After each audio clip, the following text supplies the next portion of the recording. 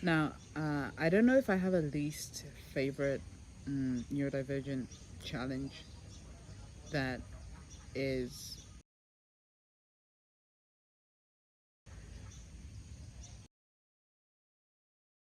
themia, because so much of human contact and relating is I'm just gonna move around because now I'm getting very symmetry aware.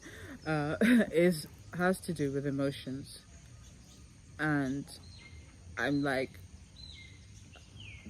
I only figure out mine like sometimes 36 to 48 hours after they've happened, if I'm having a good time, or if I've like megadose vitamin B1, thiamine, the right type, or if I'm, if I'm with strangers, I'm like all all this other energetic things going on with their emotions, because that's the first time I'm encountering them. It's just a blur. And even with people that I've known for a while, um, words or to get an image of what it is that the emotionality or the feel, of what it is that they're trying to communicate or what I'm trying to communicate for them, because my voice can be quite monotone. And I try to kind of, when I feel it, I'm very my voice.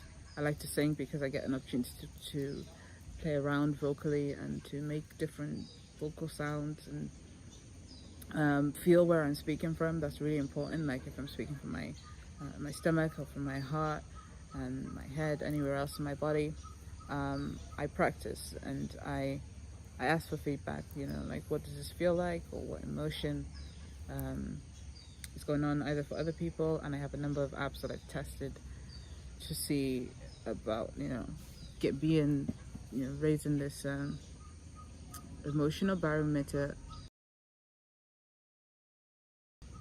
And um, my friends or my family think that um, they don't understand what I'm saying because of the tone of my voice, because it has like this. It's either very, it depends, like if I'm with autism spectrum disorder, there's a term, masking, and I can imitate other people's voices. And if I'm there, if I'm like in like this, um, or I have like moments of my ADHD rapid fire speech, especially if I haven't slept enough. Um, and my, like if you had to look at a chart, the volatility would be like this, because my voice is like, I'm through my communications, like with my hands and with my, like if I'm excited as well, like the hyperactivity side of it. And I switch really quickly with like where I'm paying attention to, or what I'm like. I could become aware of like, oh, this thing bothers me, and then afterwards I'm like, like, oh, I ask myself, how much does it really bother me? And that doesn't come across in my face as much. Usually when I'm speaking, um, the emotions don't come across as much. When I was younger, I know that it was pointed out to me quite often, mostly by my parents, that I, the whole like emotional blindness of ASD, I didn't have really like a filter for people. I was like, if I felt something, my face would show it. And oftentimes, like one of my parents, um, they would really like be very reactive to that, because they could, like, I didn't have um, this like awareness of what I looked like or what I came across like, the interoception and proprioception of like the situation. And oftentimes it's like, if I'm trying to like, just give it a second, to instill urgency in somebody, it's difficult for me because I'm very good at like the calm, relaxed, and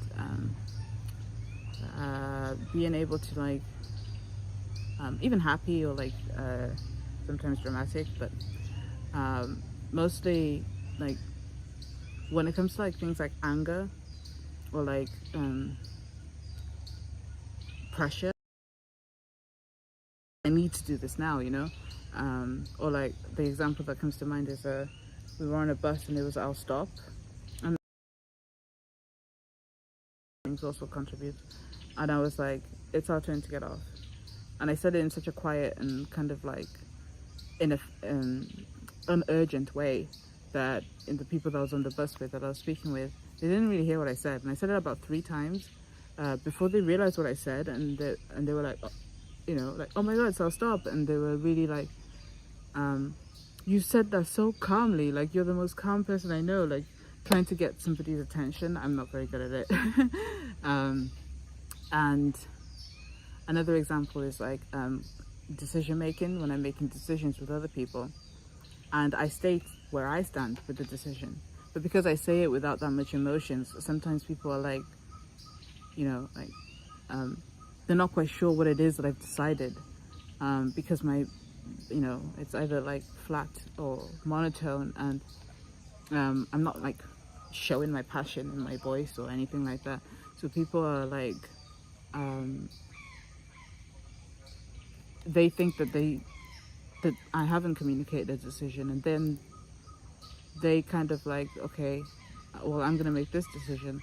I'm like, that's fine, but I'm gonna stick to my decision. And then they're like, what decision? Because I spoke in a way that didn't emotionally connect with what it is that I said exactly. So I just wanted to share this a little bit about Alexithymia, tone, relationships, and mutual indispensability. People who are close to me, I just explain to them like, well, one, I prefer text. Sometimes I prefer text.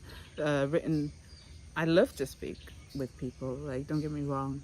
And to see their faces and to be in their presence. I'm more of a listener, staying, you know, on the sidelines. Just, you know, conversation, they go too fast for me to even try and